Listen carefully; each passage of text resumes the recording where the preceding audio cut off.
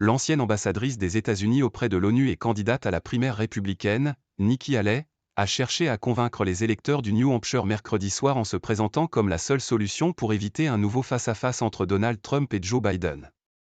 À 6 jours de la primaire républicaine dans le New Hampshire, et déjà dos au mur face à l'ultra-favori Donald Trump, Nikki Haley s'est érigée devant ses partisans, mercredi 17 janvier, en rempart contre le chaos trumpiste et Joe Biden. Vous ne battrez pas le chaos démocrate avec le chaos républicain, a mis en garde celle qui fut ambassadrice à l'ONU sous Donald Trump, lors d'un meeting dans une salle de Rochester, une petite ville de l'État du nord-est des États-Unis, dont la primaire, mardi prochain, sera cruciale pour elle. J'ai voté 2 fois pour Trump. Mais que ce soit juste ou pas, le chaos l'accompagne. Nous ne pouvons pas avoir un pays dans le désarroi, un monde en feu et aller vers 4 années supplémentaires de chaos.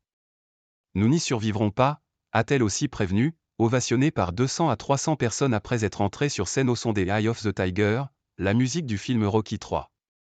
Seule femme à droite à briguer la Maison-Blanche, Nikki Haley, 51 ans, est contrainte de réaliser un très bon résultat dans le New Hampshire mardi si elle veut bousculer Donald Trump, après le triomphe de ce dernier dans l'Iowa, 51%, contre 21% pour Ron DeSantis, et 19% pour elle.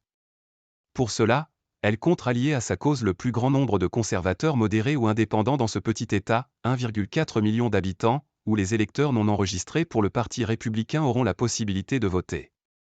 Capter les voix des centristes déçus par Joe Biden.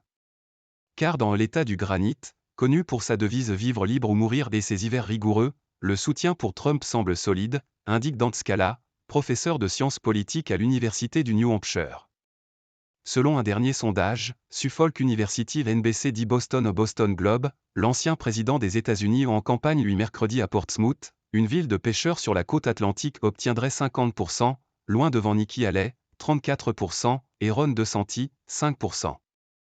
D'après le politologue, Nikki Haley aura donc besoin d'aller chercher des voix au-delà de la base du Parti républicain, par exemple chez des électeurs déçus par Joe Biden mais qui ne veulent pas pour autant soutenir Donald Trump, inculpé 4 fois au pénal et dont la rhétorique est devenue de plus en plus violente. Pompier à la retraite et pilote d'aviation, Stephen Lesniak, 59 ans, a bravé le froid pour venir écouter Nikki Haley, dans ce coin de l'État où se dressent des maisons cossues le long de routes enneigées. Il confie avoir été démocrate, mais j'ai changé mon affiliation pour pouvoir voter à la primaire républicaine et avoir quelqu'un d'autre que Trump, et aussi que Biden.